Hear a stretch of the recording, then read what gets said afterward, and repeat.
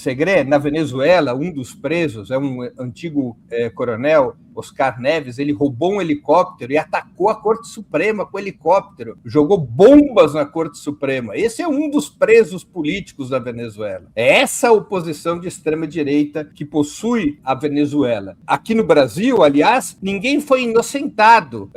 Pouquíssimos foram os inocentados nos processos por tentativa golpista. Na Venezuela, desde antes do 3 de janeiro, muitos presos têm sido liberados. Logo depois da tentativa golpista em 2024 na Venezuela, chegaram a ser presos mais de 2.500 pessoas. Quase todas já foram liberadas, sobraram 600 e poucas que agora estão sendo liberadas porque o governo quer buscar um entendimento nacional, quer buscar um outro ambiente político dentro do país. Pois bem, vamos aqui à minha pergunta. A comunidade internacional e juristas do mundo inteiro denunciam Donald Trump por ter atacado militarmente a Venezuela, um país soberano, e sequestrado seu presidente constitucional. Até mesmo países europeus, normalmente aliados dos Estados Unidos, repudiam essa ilegalidade e exigem o respeito à soberania venezuelana. Qual é a sua opinião, Segre, sobre o crime cometido por Donald Trump no dia 3 de janeiro? Eu não estou de acordo com a metodologia. Me parece que a metodologia não foi a correta, mas eu estou de acordo com o objetivo. Era impossível que Maduro, e eu sei que é amigo teu, então vou ser muito respeitoso no comentário, Maduro, para os venezuelanos, que alguns estão na Venezuela com uma necessidade extrema de apoio do governo, porque senão não comem, e depois entraremos nesse detalhe, mas quase 8 milhões de venezuelanos que saíram da Venezuela estão comemorando. Tanto que tinha manifestação fora da Venezuela defendendo Maduro e não tinha um único venezuelano. Não tinha venezuelano, tinha colombiano, tinha equatoriano, tinha mexicano, tinha brasileiro, mas não tinha venezuelano. Venezuelano que está fora comemora a saída, mas vamos lá. Eu acredito que a metodologia talvez não foi a melhor. Eu teria preferido que o Maduro tivesse aceito a negociação de Joesley Batista para ir para a Turquia. Ele poderia estar livre hoje. E o governo, o povo venezuelano também estaria livre do Maduro. Então os dois ganhariam. O Maduro não tivesse passado por essa circunstância que está hoje e o povo venezuelano estaria tranquilamente livre dessa barbaridade que foi a ditadura do Maduro. E complemento, nesses presos políticos que você menciona, não temos o mesmo conceito. Para mim, o preso é criminoso, independente do crime. Mas tinha 158 crianças, das quais entre 5 e 7 tinham deficiência física. Então me conta qual era o ato de terrorismo que essas 158 crianças puderam ter feito contra o governo democrático de Maduro. E a resposta, sinceramente, não está. Você não me respondeu também, e gostaria muito da tua resposta, em relação a por que eu não poderia ter ido lá, avisado pela Embaixada Argentina na época, que na época era cuidada pela Argentina, e considerando que teve um gendarme seria como das forças de segurança argentinas, que foi visitar a esposa, que era venezuelana, e está preso há 1 ano. Qual foi o ato de terrorismo ou contra a democracia que esse gendarme argentino cometeu para estar preso há 1 ano, sem nenhum processo penal contra ele? Foi pego e preso. Eu defendo o devido processo legal. Processo, defesa, 2 jurisdições, ou seja, 2 instâncias, não como aqui que vai direto para o STF, para tentar que, se é culpado, tem que ir preso. Eu não tenho preço de estimação de esquerda ou de direita. Para mim, criminoso é criminoso, pode ser de qualquer ideologia. Mas gostaria de que você me explicasse um pouquinho melhor, e você conhece muito bem a realidade venezuelana, esses 158 crianças, dos quais entre 5 e 7 deles eram, inclusive, com deficiência. Por que foram presos? Eram crianças. Não, primeiro, essa informação não tem qualquer comprovação. Isso é uma fantasia que não tem evidências de que tenha ocorrido. Segundo, sobre a tua impossibilidade de entrar na Venezuela, segundo você mesmo está relatando, quem te informou isso foi a Embaixada Argentina, não foi o governo venezuelano. Eu não sei quais são as razões da Embaixada Argentina e até mesmo acho estranho, porque você está dizendo que isso ocorreu 1 ano atrás. Há 1 ano atrás, a Argentina já... Há 3 anos, há 4 anos. A Argentina... ela não sei não sei os motivos pelos quais a Embaixada Argentina te informou isso. Agora, eu cansei de ver na Venezuela estrangeiros participando de atividades, dando palestras, fazendo reuniões contra o governo. Cansei de ver espanhóis, norte-americanos, alemães, realizando atividades públicas. Na Venezuela, nunca foram reprimidas manifestações pacíficas. As manifestações pacíficas contra o governo ocorrem desde 1999. Eu participei como jornalista de muitas delas, incluindo manifestações recentes. Eu estava na Venezuela, Gustavo Segré, em novembro, agora, e a Maria Corina Machado, quando ela recebeu o Prêmio Nobel da Paz, ela convocou uma manifestação em Caracas. Um dos pontos de largada dessa manifestação seria a Praça Altamira, que é uma praça num bairro muito rico, que é onde a direita tem apoio na Venezuela. Eu fui a essa praça. Infelizmente, para Maria Corina, não tinham 50 pessoas na manifestação, não havia polícia ao redor da praça. Simplesmente não havia gente disposta a apoiar a Maria Corina. Por quê? Uma grande parte da oposição venezuelana largou as mãos da extrema-direita golpista, dos bolsonaristas venezuelanos, e resolveu participar institucionalmente do país, participar dos diálogos de paz que o presidente Nicolás Maduro propôs, e essa oposição moderada, hoje ela tem lugar no parlamento, ela dirige cidades, ela dirige províncias. A extrema-direita golpista na Venezuela, ela perdeu capacidade de mobilização. Ela está, como diz o presidente Donald Trump, ela não tem respeito nem representatividade dentro da Venezuela. Como vai acontecer com o bolsonarismo aqui no Brasil? Já está perdendo o respeito e logo mais não terá representatividade. Esse é o destino da extrema-direita brasileira também. Na Venezuela, a regra sempre foi clara. Manifestações violentas, não. Como em qualquer país democrático. Manifestações pacíficas, sim. Nunca houve repressão contra manifestações pacíficas. Houve ação do Estado quando essas manifestações recorreram à violência. E mesmo assim, uma reação, ao meu juízo, comparando com outros países, comparando com o próprio Estado norte-americano ou com estados europeus, veja o grau de repressão na Europa e nos Estados Unidos contra quem é solidário à causa palestina, por exemplo, a violência com a qual foram tratados. Perto destes países que são os sacrossantos exemplos da democracia liberal, a repressão na Venezuela diante de seguidas tentativas golpistas, essa repressão foi dentro das normas constitucionais de qualquer país democrático. E quem está preso por golpismo. Eu quis fazer a gentileza de aceitar o termo preso político. Se você não quer que eu aceite esse termo, eu o chamo como devem ser chamados criminosos golpistas que devem ficar atrás das grades. Segre, sua segunda pergunta, por favor.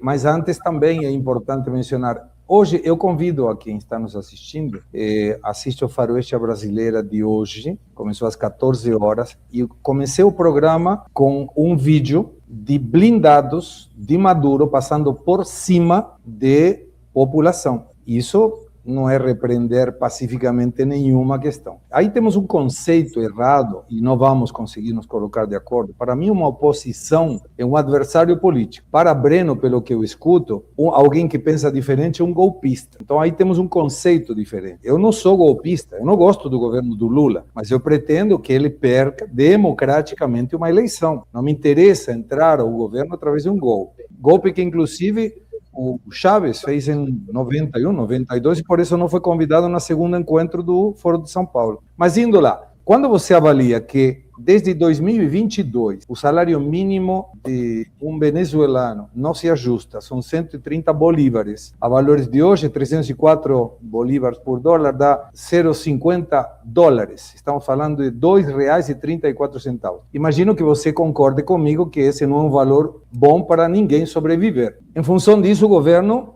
paga, através de ajuda do governo, sei lá, guerra econômica, paga uma ajuda para o Estado. Você não acha que isso é uma chantagem eleitoral, o fato de ter uma ajuda do governo que não entra na aposentadoria com um salário mínimo de 50 centavos de dólar para cada venezuelano? Pois bem, antes de responder a pergunta do Gustavo Segré, eu quero fazer mais um comentário sobre a resposta anterior que ele me deu. Quando ele, de uma maneira muito modesta, muito tímida, chamou a ação militar ilegal, violenta de Donald Trump como um problema de metodologia, como se fosse apenas um erro metodológico. Não, Donald Trump cometeu um crime, um violento crime, um desrespeito ao direito internacional, uma violação do direito internacional, se comportou como um governo pirata, como um governo criminoso. Chamar de metodologia é puramente passar pano para um crime de extrema violência, que é um país uma potência nuclear como os Estados Unidos, recorrer à força das armas para impor os seus interesses políticos e econômicos, porque os únicos objetivos de Donald Trump era afastar um presidente com o qual ele não tinha alinhamento e colocar as mãos no petróleo venezuelano. É um crime de pirataria, de extrema violência. Chamar de metodologia, Segré, seria a mesma coisa que chamar a grave falta que o Pelé fez contra o zagueiro Perfumo nos anos 60, quebrando-lhe a perna, de uma jogada um pouco violenta. Não, o Pelé quebrou a perna do zagueiro. Então, não se pode chamar o que Donald Trump fez de um problema metodológico. É um crime vil, um crime violento. Então, agora eu vou responder ao Gustavo Segré. Veja, a Venezuela, desde 2014, ela está numa situação econômica muito peculiar, sob sanções econômicas terríveis, que praticamente impedem a Venezuela de acessar o sistema financeiro internacional, de acessar o sistema de crédito, de receber pelo que vende e de pagar pelo que compra, de acessar o mercado de produtos e serviços. A Venezuela é um país sob bloqueio econômico. São mais de 600 medidas de sanção econômica adotadas pelos Estados Unidos desde 2014. Isso gerou, evidentemente, uma desorganização social, como geraria em qualquer país do mundo. E a Venezuela, para tentar manter a saúde fiscal, mas ao mesmo tempo atender a população, optou por uma série de mecanismos. Ao invés de aumentar o salário mínimo de forma equilibrada, de forma paritária à inflação, para impedi-lo de perder poder aquisitivo, o que geraria um aumento das contas públicas de forma extraordinária, porque isso também repercutiria sobre pensões e repercutiria sobre o funcionalismo público, a Venezuela resolveu atender prioritariamente os mais pobres, utilizando mecanismos como o Carnê Pátria, garantindo um conjunto de subsídios de contas como luz, água e telefone e moradia, por outro lado, alimentação. Esse Carnê Pátria permite a distribuição de uma cesta básica generosa. Eu já vi a cesta básica como é, e os venezuelanos gostam dessa cesta básica, uma cesta básica para 18 milhões de habitantes, não é? Ou seja, mais de 60% do país tem a sua alimentação garantida dessa forma, tem esses serviços com os preços absolutamente controlados, o valor das contas de luz e água na Venezuela, por exemplo, equivalem a menos de 1/30 do que se paga aqui no Brasil. O mesmo vale para a gasolina, para o combustível e para o transporte público, por exemplo. Foi um mecanismo que a Venezuela adotou para garantir a proteção dos mais pobres. Por isso que você não tem notícias da Venezuela e você pode viajar para as principais cidades hoje, depois da grande crise entre 2017 e 2020, na Venezuela hoje, especialmente nas grandes cidades, você não vai encontrar pessoas morando na rua, você não vai encontrar nas estatísticas, até mesmo dos piores inimigos, informações sobre gente passando fome, porque a Venezuela conseguiu proteger os mais pobres. Embora, claro, a economia da Venezuela e a sua situação social tenham vários desajustes, porque ela não vive numa situação normal. Por que a Venezuela não vive numa situação normal? Por conta das sanções, das brutais sanções dos Estados Unidos. Essa é a razão fundamental pela qual a Venezuela teve que recorrer a distintos expedientes, como um país em guerra. Um país em guerra, ele não pode agir normalmente para enfrentar a sua vida econômico-social. Um país em guerra tem que recorrer a instrumentos especiais, a instrumentos excepcionais para poder garantir o fundamental. O que é o fundamental? A vida das classes trabalhadoras, a vida dos mais pobres, a vida daqueles que mais sofrem com essas brutais sanções aplicadas pelos Estados Unidos e que para o Gustavo Segré é apenas um problema de metodologia, provavelmente. Matar as pessoas de fome, tentar matar as pessoas de fome através de sanções deve ser para o Segré um problema de metodologia. Segré, 3 minutos. Não, primeiro, não coloque na minha boca coisas que eu não falei, Breno, mas de qualquer maneira eu interpreto que então você está de acordo com que o salário mínimo do Brasil seja de 50 centavos de dólar também, porque se a metodologia é defender os pobres, considerando que essas pessoas em algum momento vão se aposentar e não têm aportes no INSS da Venezuela. E a pessoa, como chama, carnê pátria, sempre o canhoteiro sempre tem uns títulos maravilhosos, carnê pátria. Canhoteiro foi um grande ponto esquerda do São Paulo.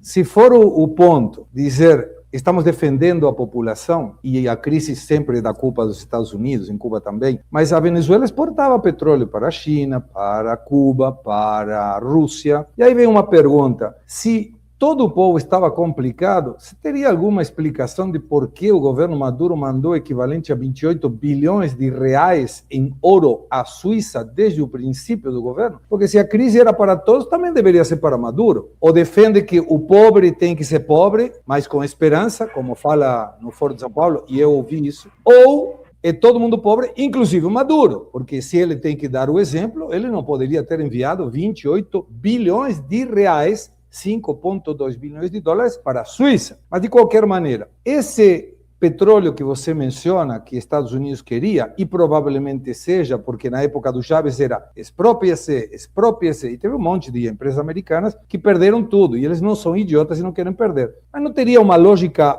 um pouco complexa, que quando Maduro quis o petróleo de Essequibo na Guiana, aí não era um problema, porque o petróleo não era da Venezuela. Ou seja, Maduro queria invadir a Guiana para pegar esse Essequibo, mas aí estava tudo bem. Agora, se os Estados Unidos faz isso com Maduro, está tudo errado. Não tem um discurso igualitário, me parece. Breno, sua segunda pergunta. São 3 minutos para a pergunta? 2 minutos para a pergunta. Primeiro, rapidamente, 2 observações. Essa história de que o Maduro teria mandado bilhões de dólares em ouro para a Suíça é pura mentira, não há qualquer prova. Mais uma mentira.